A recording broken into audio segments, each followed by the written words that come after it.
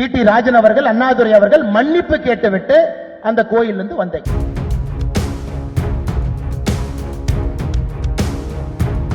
தலைவர் போட்டியில் நான் இல்லைன்னு சொன்னேன்.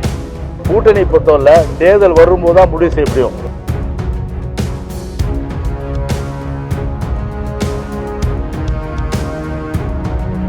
புதிய மாநில தலைவருக்கான போட்டியில் நான் இல்லை. அண்ணாமலை டெல்லி சென்றார், அண்ணாமலை அவரை கை காட்டினார், இவரை கை காட்டினார் என்ற எந்த வம்பு சண்டைக்கும் நான் வரவில்லை. நான் போட்டியில் இல்லை என்று தமிழக பாஜக தலைவர் அண்ணாமலை கருத்து தெரிவித்திருப்பது தமிழக அரசியல் களத்தில் பேசுபொருளாகி உள்ளது. பாஜக தலைவர் மாற்றம் குறித்து பல்வேறு விவாதங்கள் எழுந்திருக்கும் நிலையில் தடாலடியாக நான் போட்டியில் இல்லை என அறிவித்திருக்கிறார். அதோடு அதிமுக பாஜக கூட்டணி அமைவதால் தான் மாநில தலைமை மாற்றத்திற்கு காரணமா என்ற கேள்விக்கு அது தொடர்பாக நான் எதுவும் கருத்து சொல்ல விரும்பவில்லை என கூறி மழுப்பி சென்றிருக்கிறார் அண்ணாமலை. அதேவேளை அதிமுக பாஜக கூட்டணி அமைவுக்கும் அண்ணாமலையின் இந்த பதிலுக்கும் தொடர்பும் இல்லாமல் இல்லை. ஆனால் அதை சமீபத்திய சூழல்களோடு மட்டும் சுருக்கி பார்த்து விட முடியாது. அதற்கு நீண்ட வரலாறு இருக்கிறது. என்ன அது? விரிவாக பார்ப்போம். தமிழ்நாட்டில் 2004 நாடாளுமன்ற தேர்தலுக்கு பின் கிட்டத்தட்ட 15 ஆண்டுகளுக்கு பிறகு 2019ஆம் ஆண்டில் அதிமுக பாஜக இணைந்து தேர்தலை சந்தித்தது. அப்போது தமிழக பாஜகவின் தலைவராக தமிழிசை சவுந்தரராஜன் பதவி வகித்தார். தொடர்ந்து 2019 செப்டம்பரில் அவர் தெலுங்கானா ஆளுநராக நியமிக்கப்பட்ட நிலையில் எல் முருகன் பாஜகவின் தலைவரானார். அவர் கட்சி சார்ந்த சில நடவடிக்கைகளை மேற்கொண்ட போது கூட்டணி கட்சியான அதிமுகவுக்கும் பாஜகவுக்கும் இடையே சிறு சிறு மோதல் உண்டானது. உதாரணமாக புதுவை வில்லியனூரில் எம்ஜிஆருக்கு காவித்துண்டு, எல் முருகனின் வேல் யாத்திரையில் எம்ஜிஆருக்கு பாடல் என பாஜகவின் செயல்பாடுகளுக்கு அதிமுகவிலிருந்து கடுமையான எதிர்வினைகள் இருந்தன. ஆனால் அது கூட்டணியை முறிக்கும் அளவுக்கு செல்லவில்லை. 2021 தேர்தலில் அதிமுகவுடன் கூட்டணி அமைத்து 4 எம்எல்ஏக்களை பெற்றது பாஜக. ஆனால் தமிழக பாஜக தலைவராக அண்ணாமலை பொறுப்பேற்ற பிறகு நடந்தது அனைத்தும் வேறு ரகம். 2021 ஜூலை 8ஆம் தேதி அண்ணாமலை தமிழக பாஜகவின் தலைவராக நியமிக்கப்பட்டார். ஆரம்ப காலகட்டத்தில் அதிமுக பாஜக இடையே சிறு சிறு கருத்து மோதல்கள் ஏற்பட்ட போதும் 2023 மார்ச் மாதம் கட்சி நிர்வாகிகள் கூட்டத்தில் அண்ணாமலை பேசியதாக வெளியான தகவல்கள் அதிமுக தலைவர்களை கொதிப்படைய செய்தது. அதாவது அதிமுகவுடன் 2024 மக்களவைத் தேர்தலில் பாஜக கூட்டணி அமைத்து போட்டியிட்டால் தமிழ்நாடு பாஜக மாநில தலைவர் பதவியிலிருந்தே விலகுவேன் என பேசியதாக செய்திகள் வெளியாகின. இதற்கு பதிலளிக்கும் வகையில் ரொம்ப சந்தோஷம், அவரது பேச்சில் எங்களுக்கு எந்த மாறுபட்ட கருத்தும் இல்லை, யார் இருந்தால் என்ன இல்லாவிட்டால் என்ன என அதிமுகவின் அமைப்பு செயலாளர்கள் பதிலளித்தனர். அந்த சூடு தணிவதற்கு உள்ளாகவே பாஜகவின் ஐடி விங் தலைவராக இருந்த CTR நிர்மல்குமார் அந்த கட்சியிலிருந்து விலகி அதிமுகவில் இணைய மோதல் இன்னும் சூடுபிடித்தது. காரணம், நிர்மல்குமார் மிக கடுமையான விமர்சனங்களை அண்ணாமலை மீது முன்வைத்ததே மோதலுக்கு காரணமாக அமைந்தது. தமிழகம் முழுவதும் ஆங்காங்கே அதிமுக பொதுச் செயலாளர் எடப்பாடி பழனிசாமியின் உருவ பொம்மையை எரித்தனர் பாஜகவினர். அதோடு கட்சியிலிருந்து யார் விலகி போனாலும் எனக்கு அதை பற்றி கவலை இல்லை, கட்சியின் தலைமை சொல்வதைத்தான் மற்றவர்கள் கேட்க வேண்டும். நான் ஒன்றும் தோசை இட்லி சுடுவதற்காக தலைவராக வரவில்லை. நான் கருணாநிதி ஜெயலலிதாவை போல வலிமையான தலைவர் என அண்ணாமலை பேச தங்களுடைய தலைவியுடன் ஒப்பிட்டு பேசிவிட்டார் அண்ணாமலை என மீண்டும் அதிமுக தலைவர்கள் அண்ணாமலைக்கு எதிரான கடுமையான விமர்சனங்களை முன்வைத்தனர். அண்ணாமலை எப்படி தலைவரானார் என்பதற்குள் நான் போக விரும்பவில்லை. ஆனால் நான் ஜெயலலிதா போன்ற தலைவர் என்று சொல்லக்கூடாது. ஜெயலலிதா மாதிரி ஒரு தலைவர் இனி பிறக்கப் போவது இல்லை என்று அதிமுக மூத்த தலைவரும் முன்னாள் அமைச்சருமான ஜெயக்குமார் கருத்து தெரிவித்தார். இதனை அடுத்து அண்ணாமலையும் நான் மட்டுமல்ல, என் மனைவி, என்னுடைய அம்மா ஜெயலலிதாவை விட ஆளுமையானவர்கள் என பேச அதிமுகவினர்கள் மத்தியில் அது ஜுவாலையாக பற்றி எரிந்தது.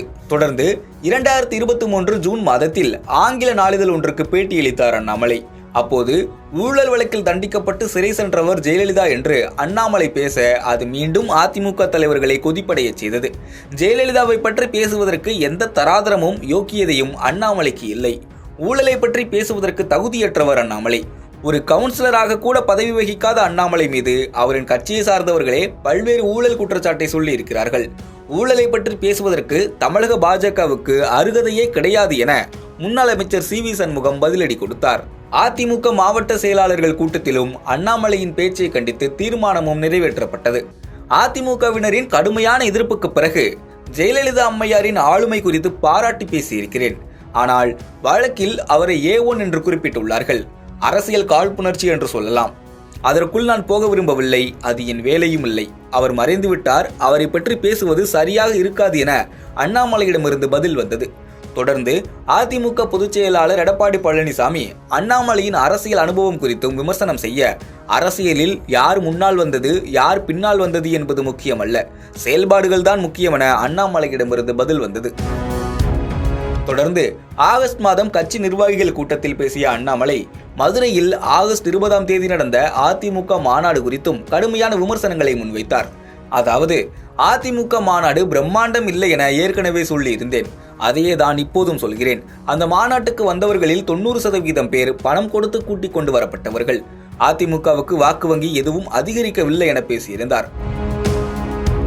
அதனைத் தொடர்ந்து 2023 செப்டம்பர் மாதத்தில் சனாதனம் குறித்து அமைச்சர் உதயநிதி பேசியதை கண்டித்து சென்னை வள்ளுவர் கோட்டத்தில் பாஜக சார்பில் ஒரு ஆர்ப்பாட்டம் நடந்தது. அப்போது மதுரையில் 1956இல் தமிழ் மாநாட்டில் கடவுளை கேலி செய்து முன்னாள் முதல்வர் அண்ணாதுரை பேசினார். அதை கேட்டு முத்துராமலிங்க தேவர் ஆவேசம் அடைந்ததால் அண்ணாவும் PT ராஜனும் மன்னிப்பு கேட்டுவிட்டு அங்கிருந்து ஓடி வந்தனர் என பேச, அது அதிமுகவினர் மத்தியில் மேலும் கொந்தளிப்பை உண்டாக்கியது. மதுரை மீனாட்சி அம்மன் கோயில்ல இதுவரைக்கும் பாலிலே அபிஷேகம் நடந்திருக்கிறது. இன்னொரு முறை தமிழகத்தில் கடவுளை நம்பாதவர்கள், கடவுளை நம்பக்கூடியவர்களை பற்றி தவறாக பேசினால் மதுரை மீனாட்சி அம்மனுக்கு ரத்தத்திலே அபிஷேகம் நடத்தப்படும் என்று சொல்லிய பிறகு மன்னிப்பு கேட்டுவிட்டு ஓடி வந்த கும்பல் PT ராஜன் அவர்கள், அண்ணாதுரை அவர்கள் மன்னிப்பு கேட்டுவிட்டு அந்த கோயிலிருந்து வந்தாங்க.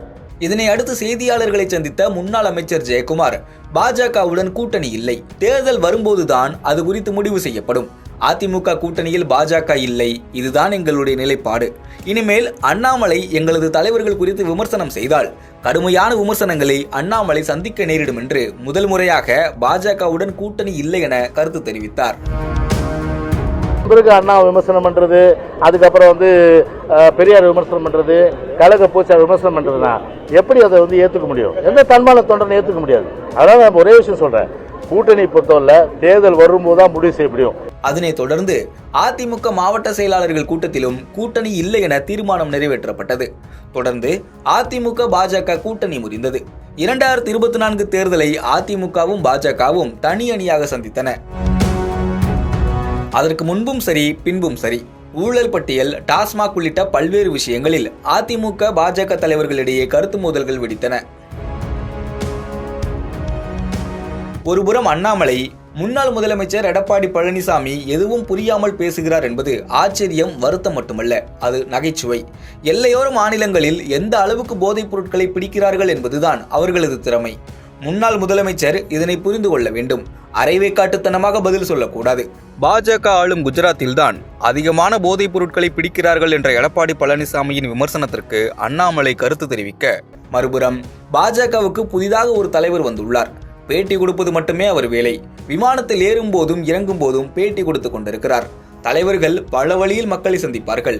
இவர் பேட்டி கொடுத்தே மக்களை நம்ப வைத்து வாக்கு பெற முயற்சி செய்கிறார். அது தமிழ்நாட்டில் ஈடுபடாது.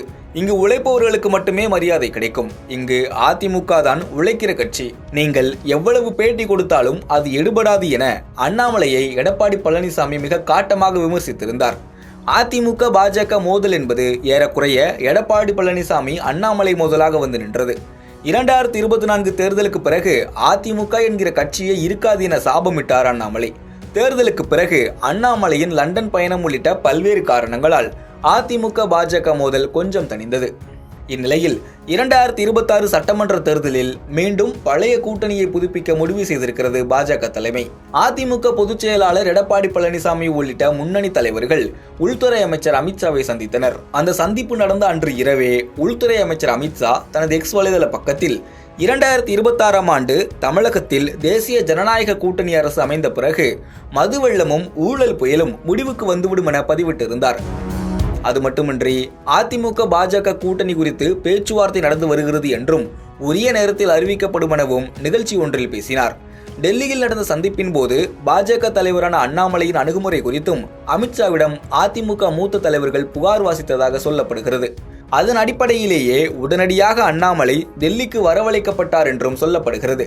இந்நிலையில்தான் தமிழக பாஜக தலைவர் தேர்வு என்பது பாஜகவின் சூழலை மட்டுமல்லாது அதிமுக கூட்டணியை கருத்தில் கொண்டும் நியமிக்கப்படும் என செய்திகள் வெளியாகியுள்ளன. இந்நிலையில்தான் இன்று பாஜக தலைவர் போட்டியில் நான் இல்லை என தடாலடியாக அறிவித்திருக்கிறார் அண்ணாமலை. அதிமுக பாஜக கூட்டணி உறுதியாகிவிட்டது, அதனால்தான் அண்ணாமலை தலைவர் பதவி குறித்து அப்படி பேசியிருக்கிறார் என்கிறார்கள் அரசியல் விமர்சகர்கள்.